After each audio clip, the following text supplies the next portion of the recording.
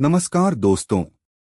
क्या आपने कभी सोचा है कि भगवान श्री कृष्ण के जीवन में ऐसे कौन कौन से रहस्य छिपे हैं जिनके बारे में बहुत कम लोग जानते हैं? श्री कृष्ण केवल महाभारत के महान नायक ही नहीं, बल्कि एक दिव्य रणनीतिकार, आदर्श मित्र, श्रेष्ठ गुरु और धर्म के रक्षक भी थे। उनके जीवन की हर घटना अपने भीतर एक गहरा आध्यात्मिक संदेश समेटे हुए है। आज की इस वीडियो में हम जानेंगे श्री कृष्ण के जीवन के 25 सबसे बड़े रहस्य। इनमें उनके जन्म से जुड़े चमत्कार, गोकुल की बाल लीलाएं, कालिय नाग, गोवर्धन पर्वत, राधा कृष्ण का आध्यात्मिक संबंध, द्वारका की स्थापना, महाभारत में उनकी भूमिका और भगवद गीता के दिव्य उपदेश जैसे कई अद्भुत प्रसंग शामिल हैं। तो वीडियो को अंत तक जरूर देखें, क्योंकि हर रहस्य आपको भगवान श्री कृष्ण के जीवन का एक नया और प्रेरणादायक पक्ष दिखाएगा। चलिए बिना किसी देरी के शुरू करते हैं। श्री कृष्ण के जीवन के 25 सबसे बड़े रहस्य। 1. भगवान श्री कृष्ण का जन्म आधी रात को ही क्यों हुआ? श्री कृष्ण का जन्म भाद्रपद मास की कृष्ण पक्ष की अष्टमी तिथि, रोहिणी नक्षत्र और आधी रात के समय हुआ।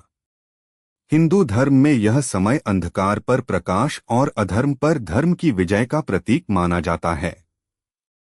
धार्मिक मान्यता के अनुसार जब पृथ्वी पर अत्याचार बढ़ गया और कंस जैसे अत्याचारी राजा लोगों पर अत्याचार करने लगे, तब भगवान विष्णु ने श्री कृष्ण के रूप में अवतार लिया। आधी रात का जन्म यह संदेश देता है कि सबसे घोर अंधकार के बाद ही नई आशा का उदय होता है। 2. कारागार के दरवाजे अपने आप कैसे खुल गए? श्री कृष्ण के जन्म के तुरंत बाद धार्मिक ग्रंथों के अनुसार कारागार के सभी दरवाजे और बेड़ियां स्वयं खुल गईं। पहरेदार गहरी नींद में सो गए। यह केवल एक चमत्कार के रूप में नहीं, बल्कि इस संदेश के रूप में भी देखा जाता है कि जब ईश्वर की इच्छा होती है तो सबसे मजबूत बंधन भी टूट जाते हैं। इसके बाद वसुदेव नवजात कृष्ण को सुरक्षित गोकुल ले गए। 3. यमुना नदी ने रास्ता क्यों दिया? जब वसुदेव श्री कृष्ण को टोकरी में लेकर गोकुल जा रहे थे, तब यमुना नदी उफान पर थी। धार्मिक कथा के अनुसार जैसे ही वसुदेव नदी में उतरे, यमुना का जल शांत हो गया और उन्हें रास्ता मिल गया। कुछ परंपराओं में यह भी वर्णित है कि यमुना ने बालक कृष्ण के चरणों का स्पर्श करने के लिए जल ऊपर उठाया। इस प्रसंग का आध्यात्मिक अर्थ यह है कि प्रकृति भी ईश्वर की इच्छा के सामने विनम्र हो जाती है। 4. भगवान विष्णु ने श्री कृष्ण के रूप में अवतार ही क्यों लिया? धार्मिक ग्रंथों के अनुसार पृथ्वी देवी ने अत्याचारों से दुखी होकर भगवान विष्णु से रक्षा की प्रार्थना की। कंस और अन्य अधर्मी राजाओं के कारण धर्म संकट में था। तब भगवान विष्णु ने श्री कृष्ण के रूप में अवतार लेकर धर्म की स्थापना और अधर्म के विनाश का संकल्प लिया। यही संदेश बाद में भगवद गीता में भी मिलता है, जब जब धर्म की हानि होती है तब तब मैं अवतार लेता हूँ। 5. पूतना जैसी राक्षसी को भी मोक्ष कैसे मिला? पूतना ने विष पिलाकर बालक कृष्ण की हत्या करने का प्रयास किया, लेकिन श्री कृष्ण ने उसका विष नहीं बल्कि उसके प्राण ही खींच लिए। धार्मिक मान्यता के अनुसार क्योंकि पूतना ने मातृत्व का रूप धारण कर उन्हें गोद में लिया था, इसलिए श्री कृष्ण ने उसके उस भाव को स्वीकार किया और उसे मोक्ष प्रदान किया। यह प्रसंग भगवान की असीम करुणा का प्रतीक माना जाता है। 6. कालिय नाग को श्री कृष्ण ने मारा क्यों नहीं? कालिय नाग यमुना नदी को विषैला बना चुका था। श्री कृष्ण ने उसके फनों पर नृत्य करके उसका अहंकार तोड़ा, लेकिन उसका वध नहीं किया। उन्होंने कालिय को यमुना छोड़कर समुद्र में जाने का आदेश दिया। यह कथा बताती है कि जहां सुधार संभव हो, वहां केवल दंड ही नहीं बल्कि परिवर्तन का अवसर भी दिया जा सकता है। 7. श्री कृष्ण ने गोवर्धन पर्वत क्यों उठाया? गोकुल के लोग हर वर्ष इंद्र देव की पूजा करते थे। श्री कृष्ण ने समझाया कि वर्षा का आधार प्रकृति और कर्म है, इसलिए गोवर्धन पर्वत और प्रकृति का सम्मान करना चाहिए। इससे क्रोधित होकर इंद्र ने भारी वर्षा कर दी। तब श्री कृष्ण ने अपनी छोटी उंगली पर 7 दिनों तक गोवर्धन पर्वत उठाकर सभी की रक्षा की। यह कथा अहंकार पर विनम्रता और प्रकृति के सम्मान का संदेश देती है। 8 माखन चोरी के पीछे क्या रहस्य था? श्री कृष्ण की माखन चोरी केवल बाल लीला नहीं मानी जाती। भक्ति परंपरा में माखन को निर्मल और पवित्र हृदय का प्रतीक माना गया है। भक्तों का मानना है कि श्री कृष्ण माखन नहीं बल्कि अपने भक्तों का प्रेम चुरा लेते हैं, इसलिए उन्हें प्रेम से माखन चोर कहा जाता है। 9 श्री कृष्ण की बांसुरी में ऐसा क्या रहस्य था? धार्मिक परंपराओं के अनुसार श्री कृष्ण की बांसुरी की मधुर ध्वनि केवल मनुष्यों को ही नहीं बल्कि पशु पक्षियों और प्रकृति को भी आकर्षित करती थी। भक्ति परंपरा में बांसुरी को उस मन का प्रतीक माना जाता है जो अहंकार से खाली हो। ऐसा मन ही ईश्वर का माध्यम बन सकता है। 10 राधा और श्री कृष्ण का संबंध इतना विशेष क्यों माना जाता है? राधा और कृष्ण का संबंध केवल सांसारिक प्रेम नहीं बल्कि आत्मा और परमात्मा के मिलन का प्रतीक माना जाता है। ध्यान देने योग्य बात यह है कि महाभारत और हरिवंश में राधा का उल्लेख प्रमुख रूप से नहीं मिलता, जबकि बाद की कई भक्ति परंपराओं और ग्रंथों में राधा को श्री कृष्ण की परम भक्त और दिव्य शक्ति के रूप में वर्णित किया गया है।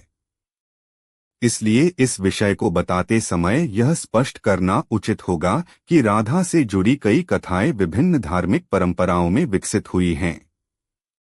11 रासलीला का वास्तविक आध्यात्मिक अर्थ क्या है? रासलीला को केवल एक नृत्य या प्रेम कथा के रूप में नहीं देखा जाता। भक्ति परंपराओं में इसे जीवात्मा और परमात्मा के दिव्य मिलन का प्रतीक माना गया है। धार्मिक मान्यता के अनुसार प्रत्येक गोपी के साथ श्री कृष्ण का एक साथ उपस्थित होना यह दर्शाता है कि भगवान हर भक्त के साथ व्यक्तिगत रूप से जुड़े रहते हैं। इसलिए रासलीला का मूल संदेश भक्ति, समर्पण और ईश्वर प्रेम है, न कि सांसारिक आकर्षण। 12 श्री कृष्ण ने मथुरा छोड़कर द्वारका क्यों बसाई? कंस के वध के बाद भी मथुरा पर बार बार जरासंध ने आक्रमण किए। धार्मिक ग्रंथों के अनुसार अपने प्रजाजनों की रक्षा के लिए श्री कृष्ण ने युद्ध से बचने की रणनीति अपनाई और समुद्र के किनारे एक सुरक्षित नगरी द्वारका बसाई। यह निर्णय कायरता नहीं बल्कि दूरदर्शी नेतृत्व और प्रजा की सुरक्षा का उदाहरण माना जाता है। 13 श्री कृष्ण को रणछोड़ क्यों कहा गया? जब काल्यवन नामक शक्तिशाली राजा ने मथुरा पर आक्रमण किया तब श्री कृष्ण युद्धभूमि छोड़कर एक गुफा की ओर चले गए। धार्मिक कथा के अनुसार वहां राजा मुचुकुंद तपस्या कर रहे थे। काल्यवन ने मुचुकुंद को श्री कृष्ण समझकर लात मारी और मुचुकुंद की दृष्टि से भस्म हो गया। इस घटना के बाद श्री कृष्ण को रणछोड़ कहा गया। वैष्णव परंपरा में यह नाम अपमान नहीं बल्कि बुद्धिमत्ता और धर्म की रक्षा के लिए अपनाई गई नीति का प्रतीक माना जाता है। 14 द्वारका नगरी कैसे बसाई गई? धार्मिक ग्रंथों के अनुसार समुद्र देव के सहयोग से विश्वकर्मा ने द्वारका नगरी का निर्माण किया। यह नगरी सोने, रत्नों और भव्य महलों से सुसज्जित थी। बाद की परंपराओं में इसे अत्यंत समृद्ध और सुरक्षित नगर बताया गया है। कुछ समुद्री पुरातात्विक खोजों को लेकर भी चर्चा होती रही है, लेकिन उनके आधार पर प्राचीन द्वारका की पहचान को लेकर विद्वानों में अलग अलग मत हैं। इसलिए इस विषय को संतुलित ढंग से प्रस्तुत करना उचित है। 15 सुदामा और श्री कृष्ण की मित्रता इतनी महान क्यों मानी जाती है? सुदामा और श्री कृष्ण ने साथ में ऋषि सांदीपनि के आश्रम में शिक्षा प्राप्त की थी। वर्षों बाद जब निर्धन सुदामा अपने मित्र से मिलने द्वारका पहुंचे तो श्री कृष्ण ने उनका अत्यंत सम्मान किया। धार्मिक कथा के अनुसार सुदामा द्वारा लाए गए साधारण चिवड़े को श्री कृष्ण ने प्रेमपूर्वक स्वीकार किया और बिना मांगे ही उनके जीवन का कष्ट दूर कर दिया। यह कथा सच्ची मित्रता, विनम्रता और निष्काम प्रेम का संदेश देती है। 16 कुब्जा का उद्धार कैसे हुआ। कुब्जा मथुरा की एक दासी थी जिसका शरीर झुका हुआ बताया जाता है। वह कंस के लिए चंदन लेकर जा रही थी। धार्मिक कथा के अनुसार उसने श्रद्धा से श्री कृष्ण को चंदन अर्पित किया। श्री कृष्ण ने स्नेहपूर्वक उसका शरीर सीधा कर दिया। इस प्रसंग का आध्यात्मिक अर्थ यह माना जाता है कि सच्ची भक्ति मनुष्य के जीवन और व्यक्तित्व में सकारात्मक परिवर्तन ला सकती है। 17 कंस का अंत कैसे हुआ। कंस को भविष्यवाणी मिली थी कि उसकी बहन देवकी का 8वां पुत्र उसका वध करेगा। इसी भय से उसने देवकी और वसुदेव को कारागार में बंद कर दिया। श्री कृष्ण बड़े होने के बाद मथुरा पहुंचे, धनुष यज्ञ में भाग लिया और अंततः कंस का वध किया। यह घटना धर्म की अधर्म पर विजय और अन्याय के अंत का प्रतीक मानी जाती है। 18 जरासंध को हराना इतना कठिन क्यों था। मगध के राजा जरासंध अत्यंत शक्तिशाली थे। धार्मिक कथा के अनुसार उनका जन्म 2 अलग अलग हिस्सों में हुआ था जिन्हें जरा नामक राक्षसी ने जोड़ दिया था। इसी कारण उन्हें साधारण युद्ध में हराना कठिन था। श्री कृष्ण ने उनकी इस कमजोरी को समझकर भीम को विशेष युक्ति बताई। भीम ने उसी प्रकार युद्ध करके जरासंध का वध किया। यह प्रसंग बताता है कि केवल बल ही नहीं, सही रणनीति भी विजय दिलाती है। 19 शिशुपाल को 100 अपराधों की छूट क्यों मिली। शिशुपाल जन्म से ही श्री कृष्ण का विरोधी था। धार्मिक कथा के अनुसार उसकी माता श्री कृष्ण की बुआ थीं। उन्होंने श्री कृष्ण से अपने पुत्र के लिए क्षमा मांगी। तब श्री कृष्ण ने वचन दिया कि वे शिशुपाल के 100 अपराध क्षमा करेंगे। जब उसने राजसूय यज्ञ में सीमा पार कर दी, तब श्री कृष्ण ने सुदर्शन चक्र से उसका वध किया। यह कथा बताती है कि क्षमा महान गुण है, लेकिन अन्याय की भी एक सीमा होती है। 20 श्री कृष्ण ने महाभारत में स्वयं शस्त्र न उठाने की प्रतिज्ञा क्यों की। महाभारत युद्ध से पहले श्री कृष्ण ने घोषणा की कि वे युद्ध में शस्त्र नहीं उठाएंगे।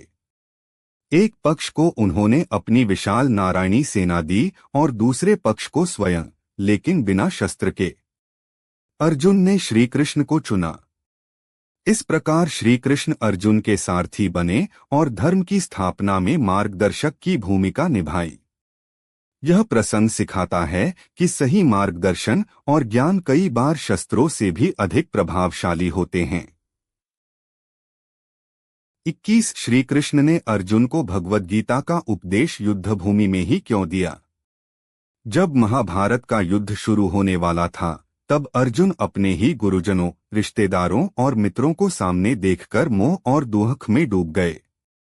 उन्होंने अपने हथियार रख दिए और युद्ध करने से इनकार कर दिया।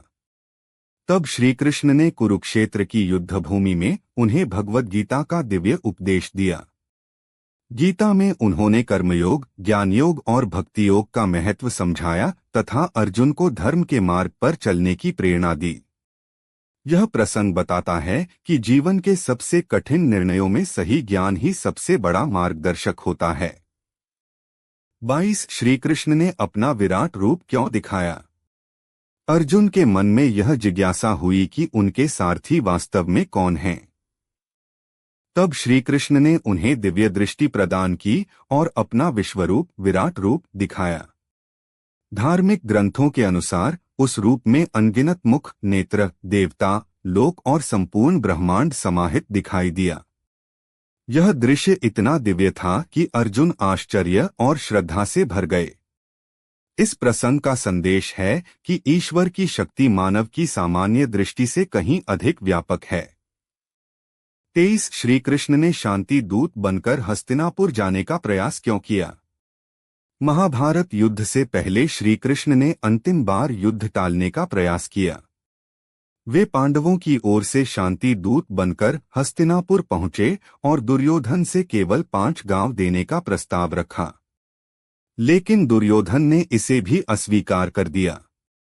धार्मिक मान्यता के अनुसार इसके बाद युद्ध अपरिहार्य हो गया।